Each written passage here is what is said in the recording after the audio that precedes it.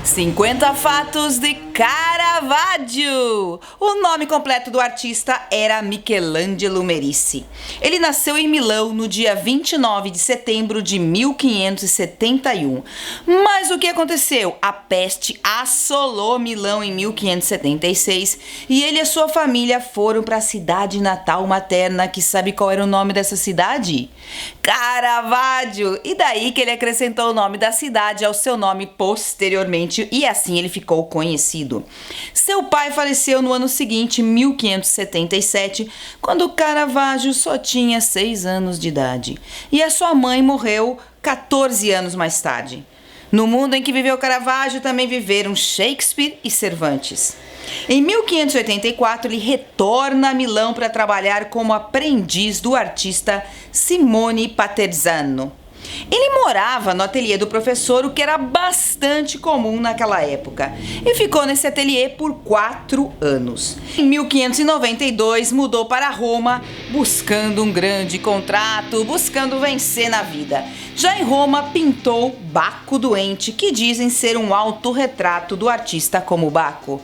Mas também tem uma outra teoria que seria um dos seus modelos mais frequentes, o Mário Minitti.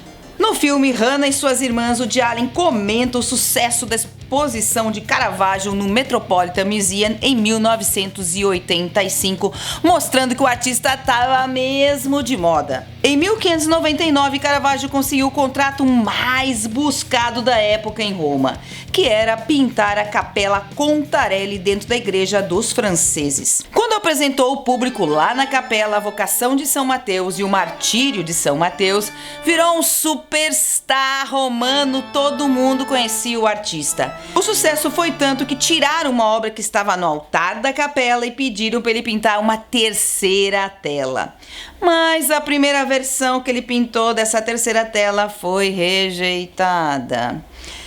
Mas acabou sendo comprada por outra pessoa e destruída na Segunda Guerra Mundial.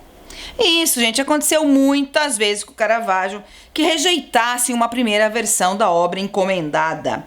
Mas também era bem normal que imediatamente essa tela rejeitada fosse comprada por mais dinheiro e por outra pessoa. A morte da Virgem também foi recusada, porque normalmente essa cena mostrava a Virgem meio morta, meio viva, porque afinal ela ia subir aos céus, né? Mas no caso da tela do Caravaggio, a Virgem tá lá, estatelada, com o ventre inchado, com os pés descalços, e os compradores, ou aqueles que encomendaram a obra, acharam que a Virgem não tinha dignidade nenhuma e não quiseram ficar com a tela.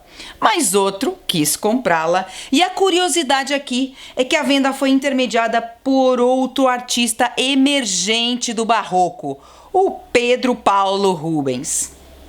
E Rubens adorava Caravaggio, a ponto de copiar sua tela O Enterro de Cristo.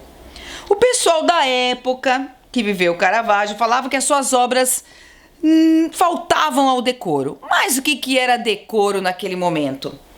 Cada personagem retratado não estava adequado àquilo que representava. Portanto, uma virgem devia parecer uma santa e não uma mulher qualquer.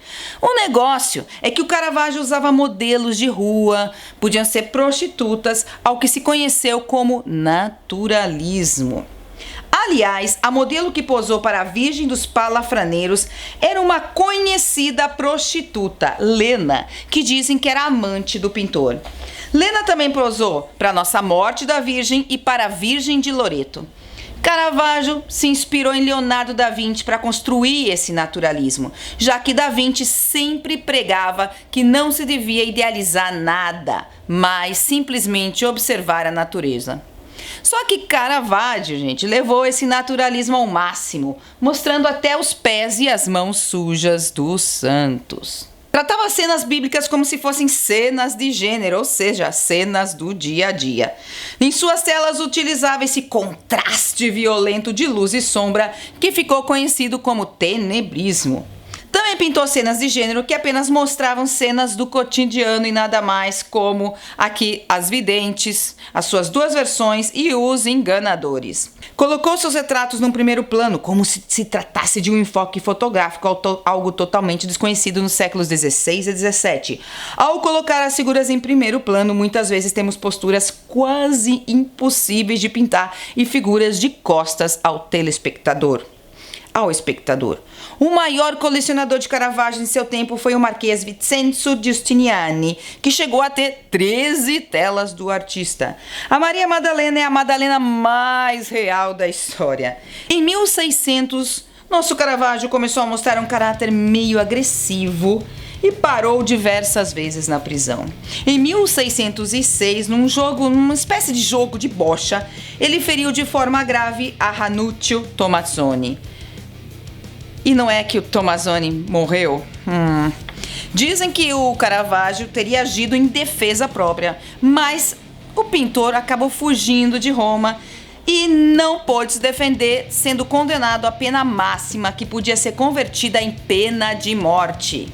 Ele foi para Colle Albânia, ali do lado mesmo, Nápoles, Malta, Sicília, voltou para Nápoles, e nessa época ele estava tão ressabiado, minha gente, que dormia de roupa e sempre acompanhado de um punhal ou de uma espada. Em Malta, ele teve um arranca-rabo com uma pessoa muito importante. Foi preso, mas conseguiu fugir da prisão. Nessa época, ele pintou uma outra versão do Davi. A primeira é essa aqui, de 1600. Dizem que era para pedir que o Papa perdoasse seu crime e pudesse retornar a Roma. Tanto que a cabeça de Golias seria um autorretrato do artista, e assim se cumpriria a vitória do bem contra o mal. O perdão estava quase saindo, na verdade, quando o artista começou a empreender o retorno a Roma. Nesse meio tempo, ele levou uma surra, mas uma surra daquelas, que quase lhe matou. Dizem que foi o pessoal lá de Malta que veio se vingar. Mesmo fraco, ele entrou no navio e foi obrigado a descer em um dos portos, no Porto Ercole, para prestar declaração à polícia, mas acabou solto. Tinham confundido ele com outro. Mas quando isso aconteceu, o barco já tinha abandonado o porto com todas as coisas de Caravaggio. E um Caravaggio exausto, quem sabe com disenteria ou pneumonia, não resistiu e morreu. Faleceu assim um dos maiores gênios da pintura no dia 18 de julho de 1610, com apenas 38 anos de idade. E esse foi o primeiro dos 50 fatos aqui do canal. Para não perder os demais, já sabe, se inscreve, me segue nas minhas redes sociais e a gente fica por aqui.